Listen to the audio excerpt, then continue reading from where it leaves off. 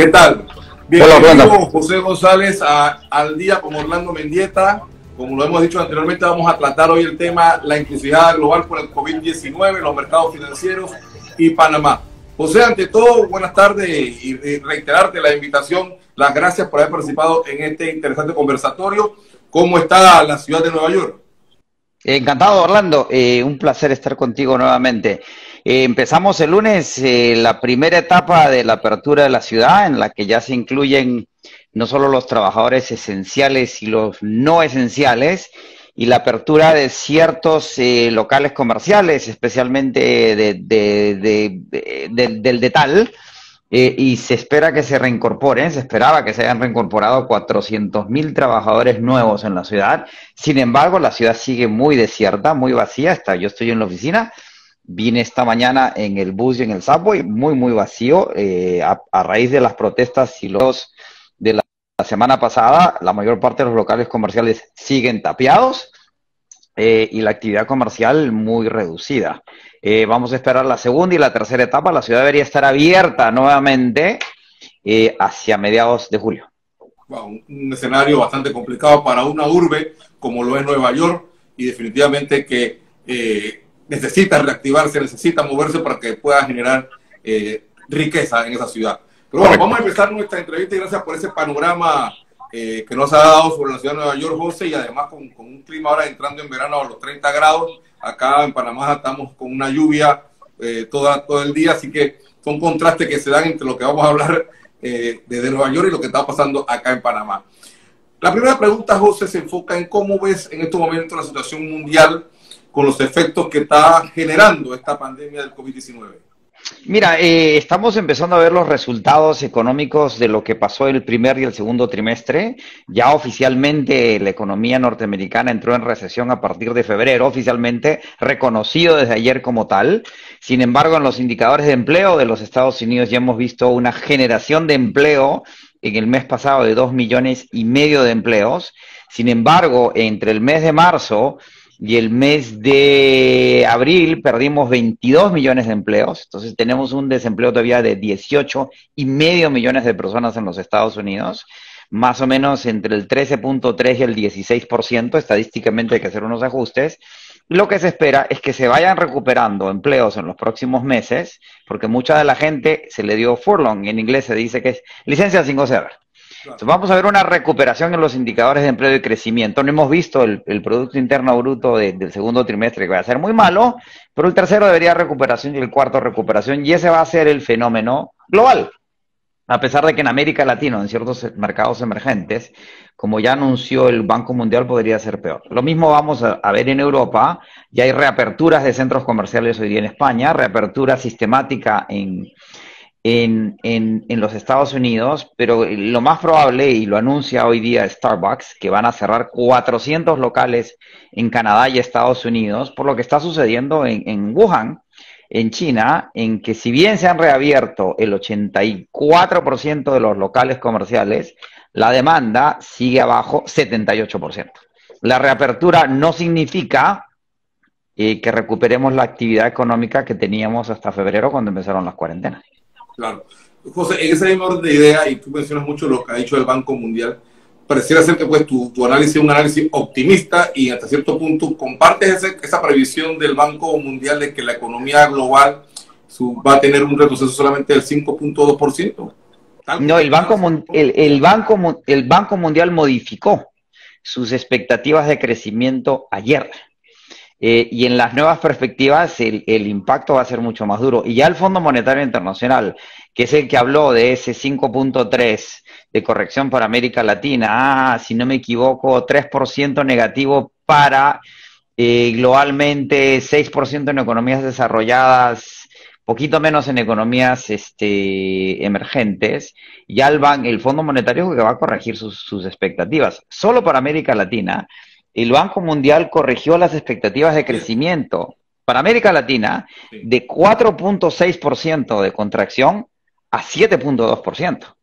Es decir, y el Fondo Monetario dijo, la economista en jefe del fondo dijo la semana pasada que iban a corregir porque el impacto en el sector financiero global ha sido mucho más severo de lo que ellos esperaban. Entonces yo creo que los números del fondo y el banco van a estar muy alineados como en la apreciación anterior. Ahora, ¿crees tú que esa cifra será la real, tomando en cuenta que muchas de la economía, en el caso de Latinoamérica, C7, muchas de las economías grandes están todavía muy golpeadas por esta pandemia? En México los rebrotes han sido súper fuertes.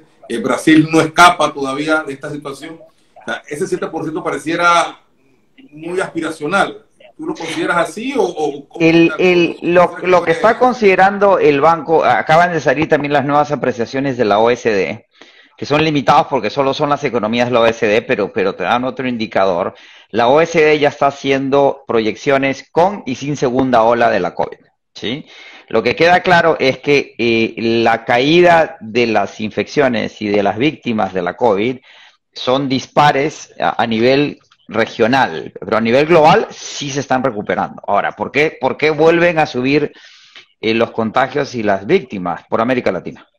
Básicamente tenemos no rebrotes, sino incrementos importantes en Brasil, Chile, Colombia, Panamá y Perú. Ahí básicamente tenemos Argentina ha sido capaz de administrar la infección y las víctimas de una manera muy razonable, y México, curiosamente, también. No son los rebrotes más importantes.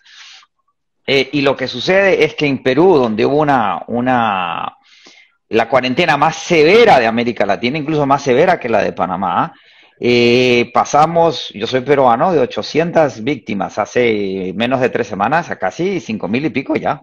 Pero eso lo que hace, eso lo vimos en Estados Unidos.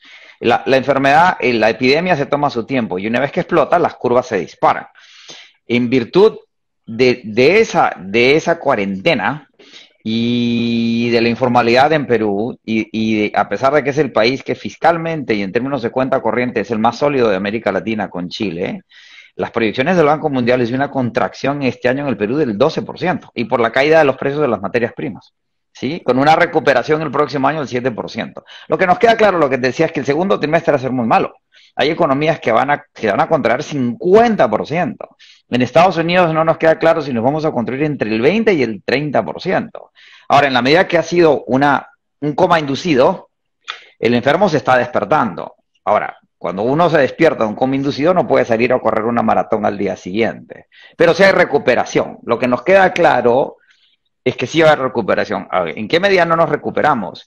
Si hay una segunda ola que sea tan severa este otoño-invierno como fue la influenza española del 2018, donde la segunda ola fue, como dicen los epidemiólogos, el virus durante el verano se volvió asesino y mató 10 veces más gente en la segunda ola que en la primera ola, y nos obligue a volvernos a encerrar. Ahora, la indicación general de las autoridades norteamericanas es que no volvemos a la cuarentena. ¿Cómo no volvemos a la cuarentena? Administrando los contagios, como lo han hecho Corea del Sur, como lo ha hecho China, como se está haciendo en Italia, focalizando y cerrando los focos en donde aparezca la infección. Lo que queda claro es que Estados Unidos no está libre tampoco de la infección. A nivel nacional, los casos, si eliminamos New York, New Jersey y Connecticut, que han sido el centro, los casos siguen subiendo, no bajando.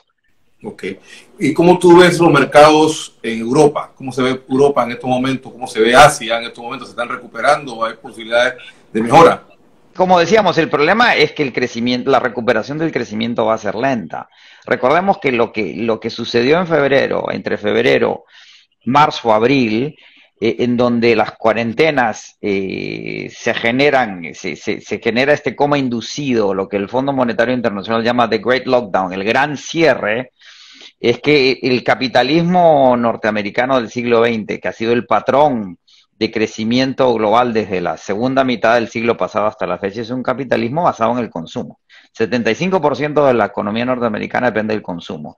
El 40% del consumo se hace en situaciones sociales. Si nosotros cerramos esas situaciones sociales y detenemos el consumo, la economía no crece, ¿sí? Claro. Entonces, esa recuperación va a ser lenta, y va a ser muy lenta porque nos queda claro que yo puedo abrir las tiendas. Lo que no sé si la gente va a volver a esas tiendas. Y no va a volver, uno, porque tiene temor a contagiarse, porque sabe que el virus sigue suelto. Dos, porque la inmunidad de la manada sigue siendo marginal. La ciudad más contaminada del planeta, que es New York, solo nos hemos infectado el 20% de la población. y para que exista inmunidad de la manada tiene que haber una infección del 60 y 80% de la población, con lo cual se dice que este es el segundo inning de 9, ¿sí? Dos, el transporte y la movilización, que era gran parte de la economía, está detenido. Los CEOs de las aerolíneas dicen que el nivel de tráfico aéreo y de ocupación de aviones que teníamos hasta febrero de este año no se va a recuperar sino hasta el año 23. El problema del turismo es serio. En Nueva York tenemos 38 millones de turistas al año, no van a venir este año, probablemente tampoco el próximo, y veremos si el subsiguiente. España tiene 48 millones de turistas al año, Perú 4 millones, Panamá tiene 4 millones entre turistas y norteamericanos y otras nacionalidades que viven en Panamá o pasan temporadas en Panamá. En la medida que no se regularicen los tráficos aéreos, eso tampoco se va a reactivar. Y la ciudad de Nueva York depende muchísimo del impuesto a las ventas. Si no vienen los turistas, si no están las tiendas abiertas, si no consumimos, la recuperación va a ser lenta. Que es lo que acaba de decir Powell en su conferencia de prensa después de la reunión del Comité de Mercados Abiertos de la Reserva Federal de los 2 últimos días. Anuncian que las tasas van a seguir entre 0 y 0,25, pero tiene un tono muy cauto en términos de los tiempos de la recuperación. Vamos a crecer, pero no a los niveles que veníamos creciendo antes de la pandemia y las cuarentenas. Claro. En este escenario, José, ¿qué papel juega el petróleo en el impulso del crecimiento económico? Se dice que a bajos precios, como están en estos momentos, habrá un mayor crecimiento. Sin embargo, pareciera que esa máxima no se está cumpliendo hoy. No, el petróleo, recordemos que los indicadores económicos son lagging indicators, se dice en inglés. O sea, nos enteramos del crecimiento después de que haya sucedido, ¿sí? Si se reporta el crecimiento cada 3 meses, 20 días después, cerrado el tercer mes, estamos viendo una fotografía de lo que ya fue. Entonces, el precio del petróleo, que es el rey de los commodities, nos da una indicación de las expectativas de crecimiento global en tiempo real, todos los días. Y el precio del petróleo que cayó y llegó a transarse en un momento dado en negativo, hubo un día en que los contratos de mayo se vendieron a menos $34, eso significa que quien vendió ese contrato tuvo que pagar para que se lo llevara a alguien. Porque en un momento crítico, recordemos que cae... Sí, cae la demanda de petróleo, ha caído en 30 millones de barriles diarios, el 30%. Exactamente. Y tenemos todavía el recorte, no llegó a los 10 millones. Seguimos teniendo un superávit de oferta-demanda de 20 millones de barriles diarios. La semana pasada, esta semana, la OPEC extendió por un mes más los recortes. Pues son recortes de corto plazo. Por el tema de los inventarios. ¿Por qué ese contrato fue negativo? Pues no había dónde guardar petróleo. El petróleo por todos lados. Y el precio se ha recuperado. Llegó a 40 y hoy día vuelve a bajar. Está en los 30. Venimos de 60. Sí. Lo que está diciendo el petróleo es que la economía no se está reactivando. Y lo que sería una buena noticia en condiciones normales, si baja el precio del petróleo, el precio de la gasolina, la gente se mueve más, la gente viaja más, las aerolíneas ganan más, en la medida que es producto de un coma inducido, de un evento traumático, es como me dijeran, José, vas a dormir rico, pero vas a estar en coma. Ah, sí, eso no es dormir. Por lo tanto, no es un indicador de que la gente vaya a viajar más, porque además la gente sabe, como dice el doctor Fauci, el encargado de las enfermedades contagiosas en Estados Unidos, nos estamos escondiendo del virus. En lo que salgamos a la calle, y ustedes lo saben en Panamá, con la reimposición de las cuarentenas, el virus nos está esperando y el virus no va a desaparecer, ¿sí? La única forma de protegerse del virus es con higiene, disciplina y distancia social. Recordemos, si usted mantiene distancia social a 2 metros de la otra persona y tiene mascarillas, se reduce el contagio en 80%. Ahora, vivir en distancia social implica ¿qué? Que no se reactiven los restaurantes, ni los aviones, ni los hoteles, ni todas esas actividades que en el modelo de crecimiento que tenemos lo permitan. Por lo tanto, ese precio de la gasolina es engañoso en ese sentido. Es bajo, sí, pero no va a reactivar nada en la medida que no haya una vacuna o que la manada se contamine. Y recordemos que lo que ha hecho la enfermedad, en términos que particularmente en los Estados Unidos ha afectado a los sectores más vulnerables, que son afroamericanos y latinos, ha generado una serie de protestas sociales que derivaron en saqueos, que están generando otro tipo de fenómeno en el país, y las protestas sociales se están convirtiendo en focos de contagio y se espera que regresen las infecciones en virtud de un movimiento social que no se detiene. José, Eh, Se pronostica también una caída del valor del dólar en los próximos meses basada en una mala política, si se quiere decir, económica de Donald Trump. Ujú. ¿Cómo analizas tú este escenario y cuál puede ser el impacto específicamente en Estados Unidos y cómo también puede impactar a los mercados que están fuera de los Estados Unidos y que comercian con los Estados Unidos? En términos iniciales, el dólar se fortaleció, como siempre. Recordemos que el 80% más o menos de las transacciones a nivel internacional se hacen en dólares. Entonces, el dólar esa es la gran moneda de reserva global y tiene una gran convertibilidad y una gran opcionalidad. Podríamos argumentar si el franco suizo vale más o no, si el euro vale más o no, pero eso es más o menos secundario en un momento dado en que los inversionistas buscan refugiarse y proteger su capital y el dólar tiende a fortalecerse cada vez que hay un evento crítico, ¿sí? Y además los inversionistas tienden a comprar bonos de la Reserva Federal Norteamericana, cuya posibilidad de default, de moratoria, es nula, ¿sí? Ahora, en virtud de los problemas que ha tenido esta economía y en virtud de impedir que la economía se trabe, se detenga y de que la gente en cuarentena no esté en peores condiciones de las que ya tiene, hemos tenido paquetes monetarios que llegaron a los 4 trillones y 600 mil millones de dólares y paquetes fiscales que ya están en los 2 trillones 600 mil millones de dólares y hay una iniciativa demócrata por 3 trillones más y una de republicana por 1 trillón más. Entonces, el déficit fiscal norteamericano que arranca este año a 7% del producto se acaba de triplicar y va a seguir creciendo en la medida que estos paquetes fiscales se sigan dando.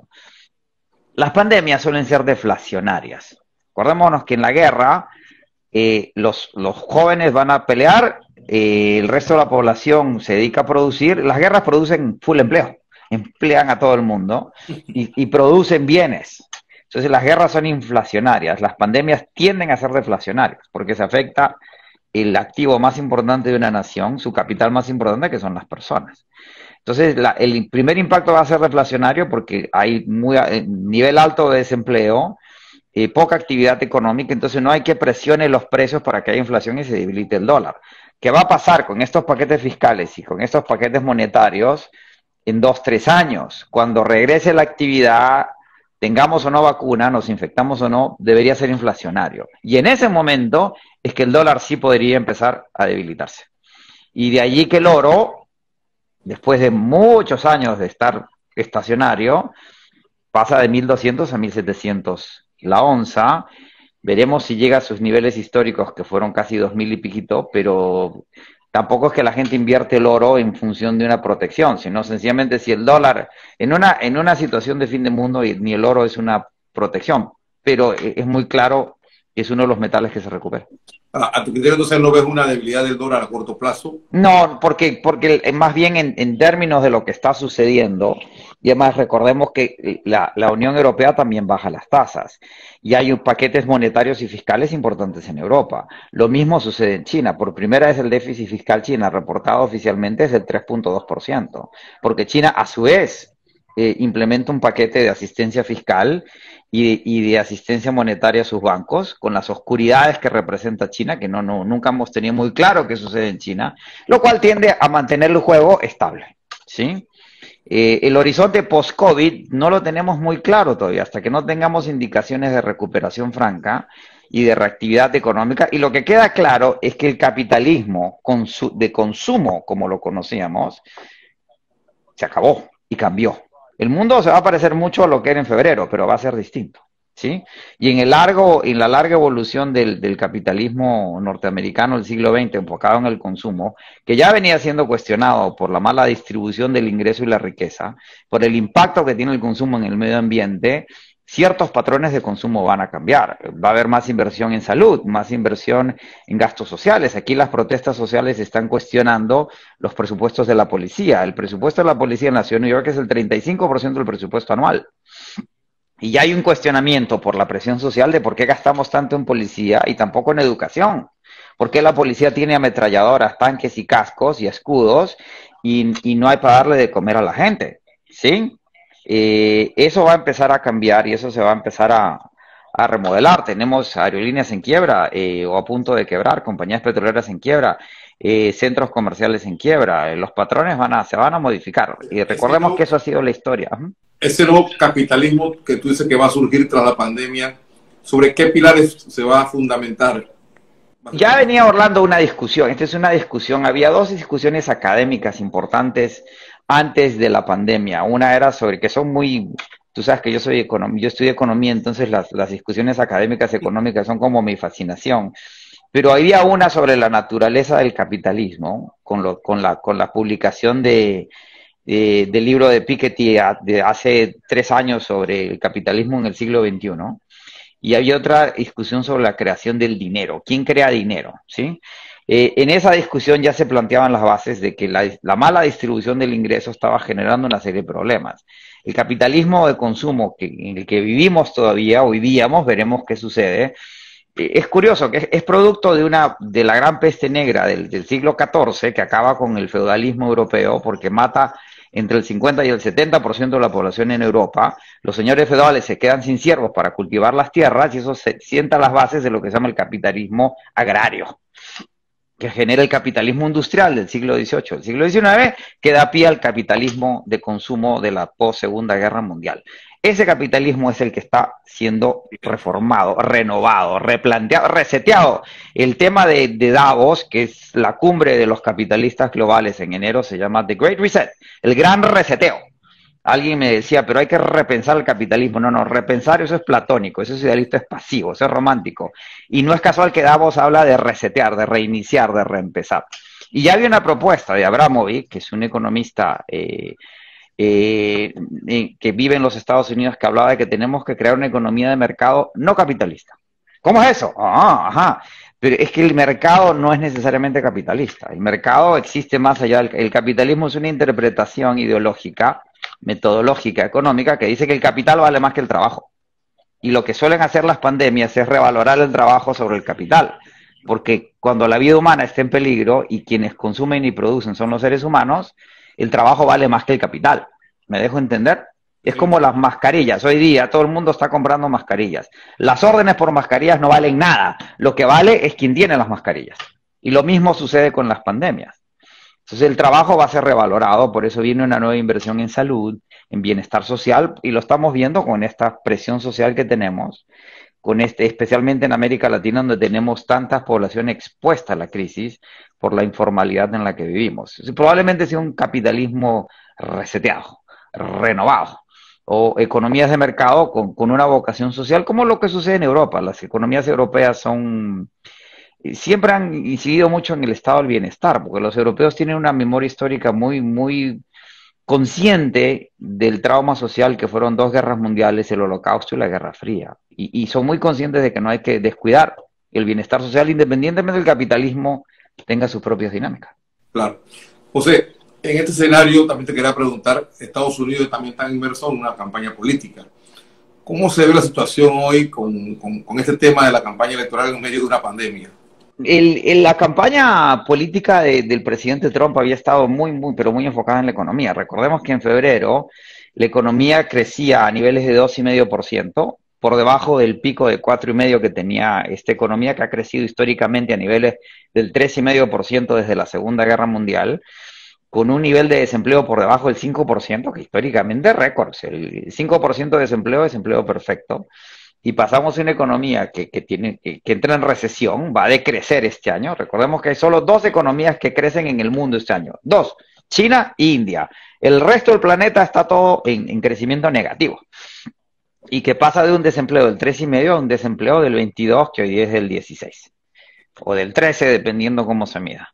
Y esa economía se le desvaneció a Trump. Por otro lado, su manejo de la pandemia, independientemente que quiera echarle la culpa a China, que no es lo mismo que subrayemos la responsabilidad que tuvo China o no en manifestar que tenía una epidemia, pero ¿por qué no la manifiesta? Porque en diciembre todo indica que los primeros indicios de la enfermedad son en noviembre, los plazos son muy cortos. Todo indica que China mantuvo la epidemia, que no era pandemia en ese momento en China, en secreto por 2 semanas. ¿Por qué 2 semanas en diciembre? Ellos anuncian el 31 de diciembre del 19, por eso se llama COVID-19, por ese día. claro. Si lo anuncian al día siguiente, se llamaba COVID-20, ¿sí? Estaban negociando las tarifas con los Estados Unidos en una situación de mucha presión norteamericana. Era absurdo pensar que los negociadores chinos iban a decirle a los americanos, by the way, mira, por si acaso, ¿sí? Tenemos una pandemia. Y en Estados Unidos la distracción, la responsabilidad, tiene que ver que todo enero se nos fue en el impeachment de Trump. La interpelación de Trump es todo enero hasta febrero en que el Senado decide que el presidente no tiene responsabilidad en las acusaciones que le hicieron en la Cámara Baja. Y es ahí cuando empieza a evolucionar. El genome se comunica desde China el 10 de enero. Es decir, China empieza a ser pública y la pandemia se declara el 11 de marzo. Esos 60 días que perdimos son los que causan que la enfermedad, si el gobierno hubiera tomado medidas en febrero, cierran los vuelos de China a fines de enero, pero incluso con los vuelos cerrados fueron para los ciudadanos chinos. Se movieron entre enero y febrero 480.000 personas entre China y los Estados Unidos. Y la infección nos viene de Europa. 1.600.000 personas de Europa pasaron por Estados Unidos y curiosamente por New York, ese es el puerto de entrada en la costa este, y la infección viene de New York. Y eso hace que el manejo de la pandemia, que ha sido muy desordenado, con grandes huecos, afecte la popularidad del presidente, más esta desaceleración económica, la falta de horizonte en que se reactive. Curiosamente, la popularidad del presidente Trump pasa de 49 a 43, regresa a 49, ¿sí? Porque hay una lectura de su base de que está manejando la pandemia bien. Sin embargo, en las últimas encuestas, la intención de voto cae 13 puntos. Sí, ahí y la intención de voto de Biden crece marginalmente, siempre le llevaba al presidente entre 3 y 5 puntos, y hoy día le lleva como 12 o 13, con un margen de error del 7, un margen de error muy amplio. Todavía está muy pegada a la elección, veremos qué pasa de aquí. El presidente... Quisiera ser que tiene que subir una cuesta un poco complicada. En ningún caso en la historia norteamericana, un segundo candidato con un margen por debajo del preferido, que es Biden, ha podido pasarlo. Pero esta no es una circunstancia histórica normal. Veremos qué sucede. El presidente Trump quiere tener manifestaciones públicas en un mes. Veremos si las puede tener o no, si tenemos segunda ola o no. Y todo esto está en el supuesto de que no hay una segunda ola, o que si hay una segunda ola es administrada y es modesta, pero eso tampoco lo podemos asegurar. Pero si la elección fuera hoy día, probablemente la ganaría Biden. Entonces, en este escenario de Estados Unidos, vamos a trasladar un poco hacia Panamá. Tú desde tu óptica desde Nueva York, que estás afuera, ¿cómo se está viendo Panamá dentro de este escenario global producto de la pandemia y cómo su perspectiva desde tu análisis? Mira, si te acuerdas, la última vez creo que hablamos del tema contigo, o cuando grabé unos briefs, en ese momento te decía que probablemente Panamá iba a crecer 2%. ¿Te acuerdas? Eso parece una historia pasada. O sea, un crecimiento de menos 2. Me dijiste. Sí, no, yo pensaba que iba a crecer menos de 2 positivo, más 2, pero menos de 2. Yo calculaba que iba a crecer 1 y piquito. Y a raíz de las últimas ajustes del fondo y del banco, que están muy alineados, y hoy día hay que seguir las recomendaciones del gobernador de Nueva York, que él dice que él no cree en las proyecciones de las instituciones privadas porque tienen conflictos de intereses, que es mejor ver lo que dicen las multilaterales, que tienden a ser en este contexto más objetivas. Y las perspectivas son de que Panamá va a decrecer 2% este año y va a crecer 4.2% el próximo año.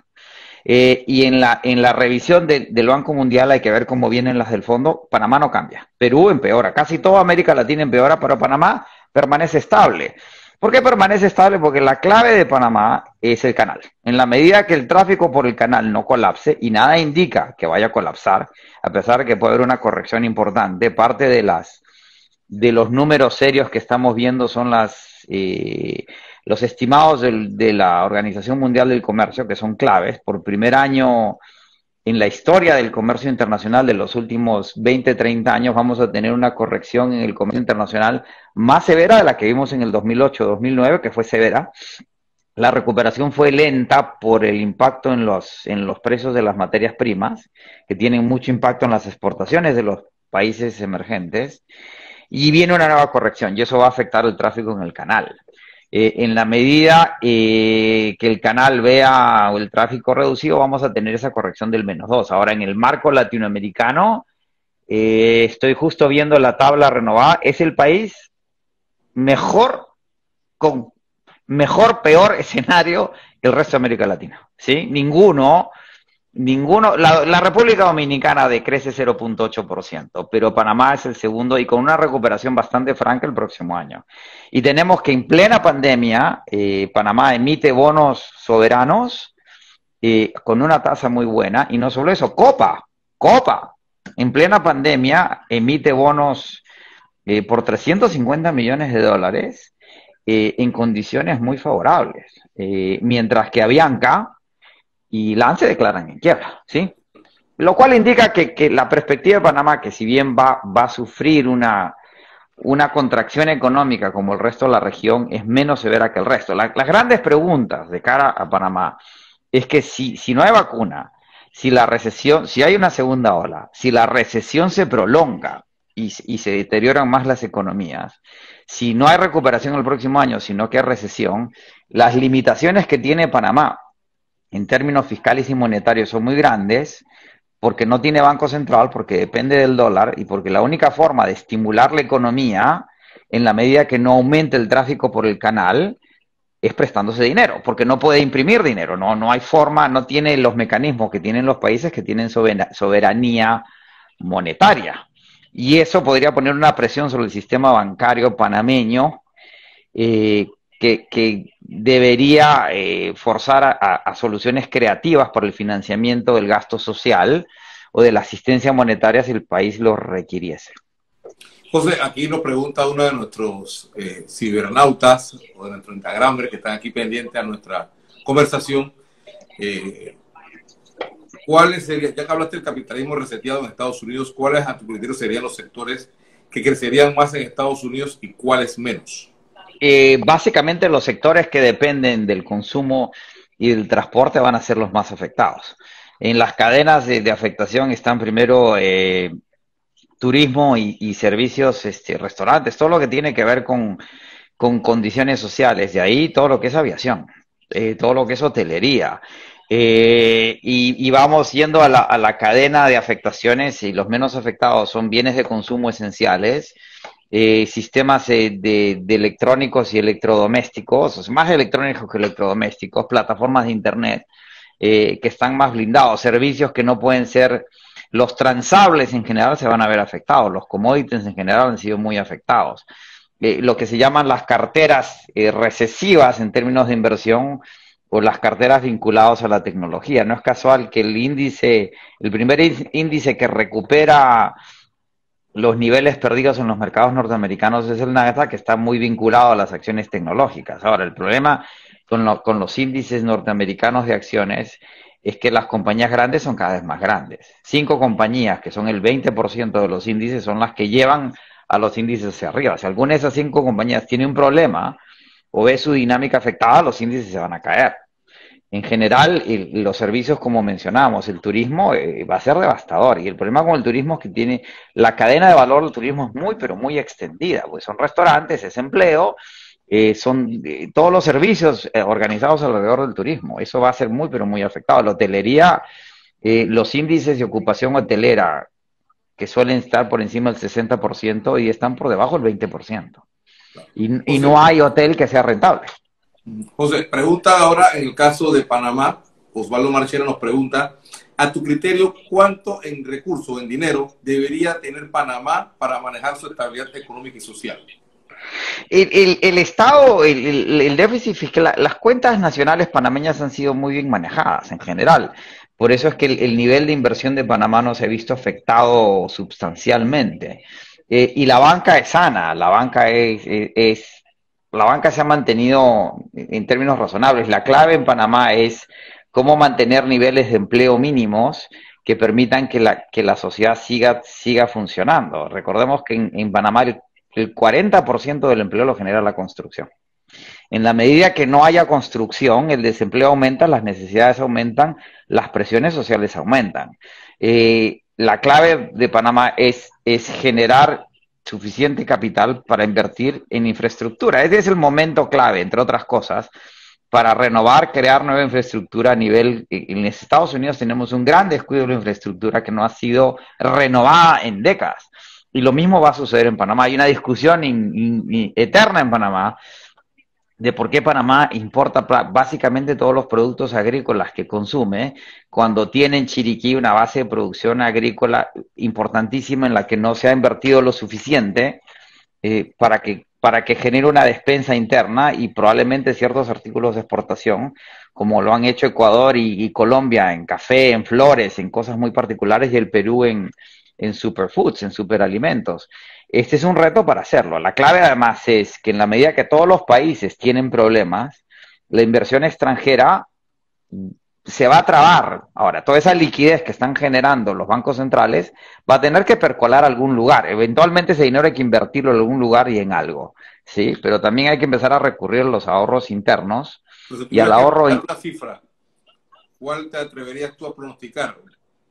Tendría que ver la cuenta de capital, no se lo arriesgo, pero te lo hago llegar habiéndolo calculado, te lo hago llegar para que lo tengan en el récord, pero no te arriesgaría una cifra, pero recordemos que la construcción del canal de Panamá, de la ampliación del canal, fue el equivalente del Producto Interno Bruto panameño. Ahora, en ese momento, acordémonos que el Producto Interno Bruto panameño pasa de 15.000 millones de dólares a 70.000 millones de dólares hoy. Todas las economías hemos crecido, salvo Venezuela, que se encoge, ¿sí? Pero salvo Venezuela, todas las economías crecen. Cuando yo vivía en el Perú hace 25 años, el PBI del Perú eran 25.000 millones de dólares.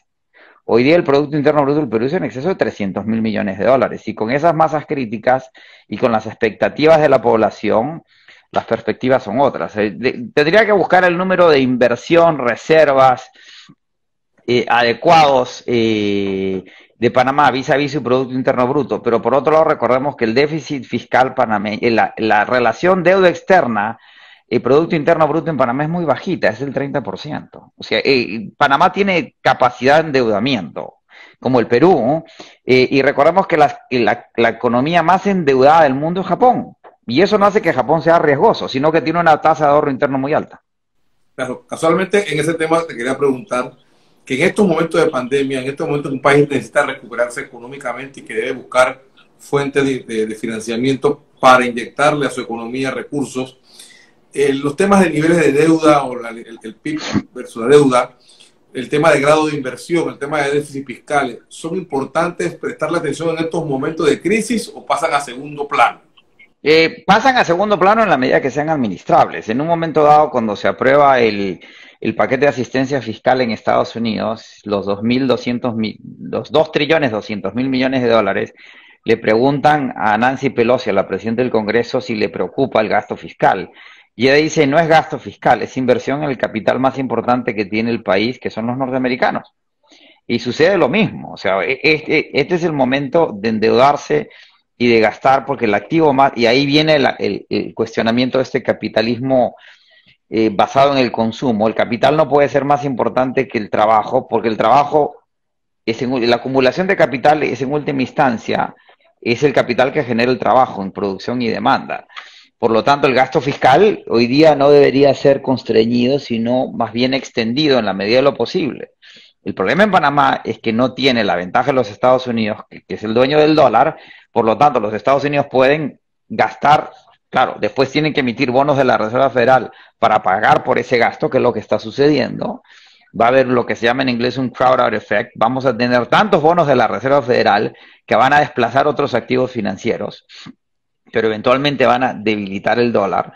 No tienen la ventaja que tiene el Perú, que emite bonos internacionales como Panamá, con una demanda mucho más alta y con una tasa más baja, porque el Perú tiene otras condiciones, tiene masa crítica. El gran problema de Panamá es la limitación que tiene sobre ese endeudamiento en la medida que no tiene la posibilidad de emitir deuda en moneda local para hacer gastos locales. Es ahí donde viene la traba panameña. Leí un artículo en uno de los diarios, y no me acuerdo el autor, me va a disculpar, en los diarios panameños, que hablaba de securitizar los flujos del canal. Esa es una idea muy inteligente en decir. Lo dijo aquí hace una semana. Exacto, Están y yo pidiendo eso. lo leí en un artículo de uno de los diarios panameños. Y tiene Correcto. todo el sentido del mundo. Todo, securitizar flujos futuros, especialmente si son estables, como los del canal, es la mejor forma de financiarse. Y yo no tengo la menor duda de que va a haber interesados en financiar esos flujos.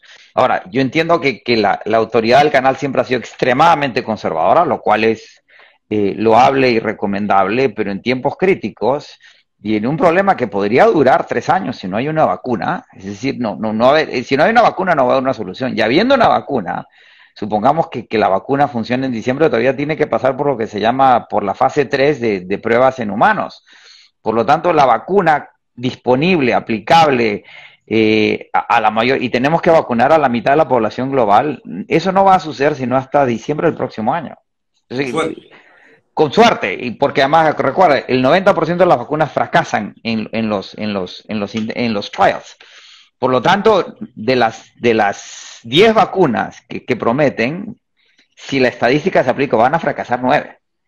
Ahora, lo que dice el doctor Fauci es que la eficacia de algunas de ellas, es decir, la forma en que el antígeno interactúa con el patógeno, son muy prometedoras. O sea que parece que él decía que en el HIV el antígeno y el patógeno no se llevan bien y no hay vacuna, no hay vacuna. Para el HIV todavía no hay vacuna y ya son casi 40 años, ¿sí? Y lo que se hace antivirales es un cóctel que ayuda a administrar el HIV. Si eso no sucede, Panamá tiene que ser creativa. Recordemos que ofertan 3.000 millones de dólares en bonos y colocan 2.500 millones. Claro. O sea, el mercado te está diciendo que la demanda por deuda panameña existe, pero en el caso del Perú, el Perú ofrece creo 5.000 millones y la demanda son 25.000 millones. Porque la lectura del mercado es que el Perú tiene más fuente de repago que Panamá, ¿sí? Entonces la clave ahí va a ser, hay que ser proactivo de cara a cómo financiar esa deuda en función de las necesidades que se vayan presentando. Hay que pensar en alternativas. Me entrevistaban en Perú hace un par de semanas y yo le decía que la salida de la crisis para el Perú con esta contracción del 12% es China. ¿Qué? Sí, claro. El 60% de las exportaciones del Perú son minerales, metales y minerales, fundamentalmente cobre, plomo, estaño, no es estaño, plomo, plata, oro, pero es fundamentalmente cobre. Y el comprador más importante, el Perú, es China. En ese Y sentido, José, para exportar, ¿es un buen momento para la exportación? Y si es así, ¿hacia qué mercados tú identificas como mira, la potencial clave, exportar? una de las razones de la desaceleración de la economía china crece en el pico al 12%, de ahí crece 9,5%, de ahí crece, nosotros siempre decíamos, cuando China crezca, ¿te acuerdas? En el último foro que hicimos en Panamá hablábamos de eso, cuando China crezca 7,5% vamos a estar en problemas, iba a crecer 6,5% este año. Cuando sale la COVID en diciembre, yo justo estaba reunido en New York con una fund manager de Hong Kong, muy buena amiga, y me decía, y yo le preguntaba, ¿y esta nueva neumonía? Me dice, no, parece que es seria, y China podría crecer 5,5%. Oh, y va a crecer 1,2 este año, creo. Es Sí. un poquito más de 1. Pero eso, ¿por qué China decrecía? Porque Xi Jinping cambia el modelo exportador a un modelo de consumo interno. Recordamos que el 60% de la población china todavía vive en condiciones de pobreza, pero lo están reduciendo dramáticamente. Muchos no sabíamos que era Wuhan, y cuando vimos Wuhan por la pandemia, es una ciudad moderna, industrial, importante, 11 millones de habitantes, más grande que Ciudad de México. Panamá. Eso va a determinar que la demanda interna de China, si China no puede depender de sus exportaciones, si el consumo de bienes chinos se reduce, van a mirar hacia adentro. Y la construcción de infraestructura china va a seguir demandando materias primas importantes. Y dos, si se da lo que se llama la desglobalización, que cierta producción de China regrese a los Estados Unidos y Europa, va a tener que haber inversión en infraestructura en Europa y en Estados Unidos que va a demandar materias primas de uso industrial.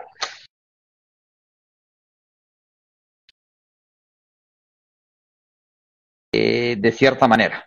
A Panamá no necesariamente, porque si no se recupera el comercio internacional, el canal va a seguir funcionando por debajo de su capacidad, pero eso subraya las ventajas estratégicas que tiene Panamá como hub financiero para América Latina, como alternativa de residencia, de segunda residencia o de turismo para cierto turismo, que podría enfocarse de Colombia a Panamá. Colombia tiene sus propios problemas, Panamá es una alternativa a República Dominicana, es una alternativa a la Florida, es una alternativa a Puerto Rico, que tienen sus propios problemas, y subraya la importancia de que los lazos entre Panamá y China sigan siendo muy fluidos.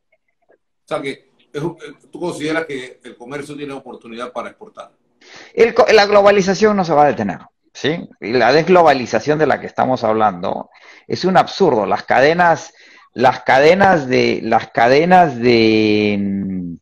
De supply, de las cadenas logísticas globales no se van a detener. O sea, mi teléfono del que estoy hablando, mi iPhone, cuesta $1,400 hecho en China. Si este teléfono se hiciera en Estados Unidos únicamente, costaría $3.000, $5.000, no sé.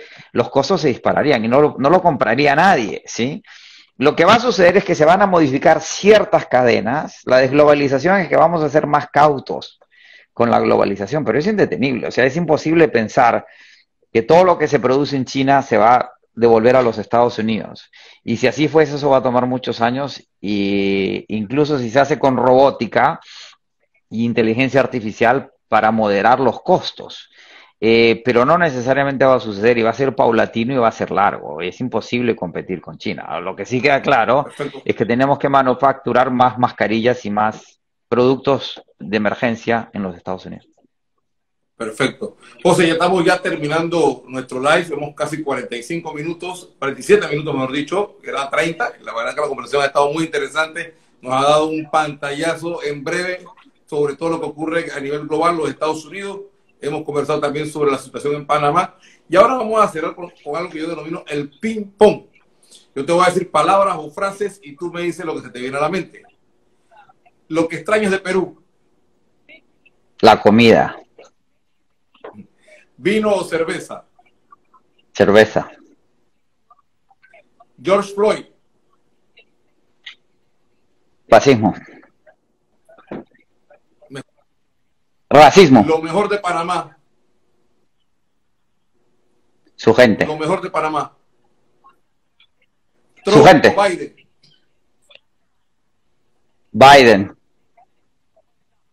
Gracias, José, por tus excelentes comentarios, por tus excelentes análisis de la economía, por permitirnos a nosotros estar estos 47 minutos, casi 48, contigo intercambiando conocimientos. De seguro que a todos los que nos han sintonizado hoy les ha sido de mucho valor y mucho agrado escucharte. Esperamos volver a tenerte en un futuro cercano nuevamente en una nueva conversación. Así que te damos las gracias y que pasen buenas tardes, José. Y a todos los que nos un placer siempre. También, muchas gracias y que participen mañana con nosotros en nuestro informativo a las 5 de la tarde. Vamos a tener con nosotros a la directora de Pro Panamá, Gisela Vergara, con quien conversaremos sobre la primera feria virtual 2020 sobre Panamá para promover las inversiones y las importaciones panameñas en América Latina. Que tengan todos muy buena tarde. Hasta luego.